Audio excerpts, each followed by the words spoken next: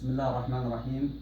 أنا المواطن حسين يحيى المالكي، ساكن بمنطقة الجوف، عمري 25 سنة، وإلى وقتكم هذا وأنا أعاني من العطالة لمدة 3 سنوات، مع العلم أني أملك الثانوية العامة والعائل الوحيد لأسرتي المكونة من 5 نساء. مع العلم تقدمت لجميع الوظائف المدنية والعسكرية وجميعها باءت بالفشل، فضلا عن عدم وجود سيارة لنا تقضي حاجتنا وحاجة أسرتي. لذلك وانطلاقا من قوله تعالى: فأما اليتيم فلا تقهر وأما السائل فلا تنهر، فإني أناشد الله ثم أناشد أبو اليتامى والمساكين خادم الحرمين الشريفين وولي عهده محمد بن نايف وولي عهده محمد بن سلمان بأن يبحثون لي عن وظيفة بمنطقة الجوف وتوفير سيارة لنا لقضاء حوائجنا.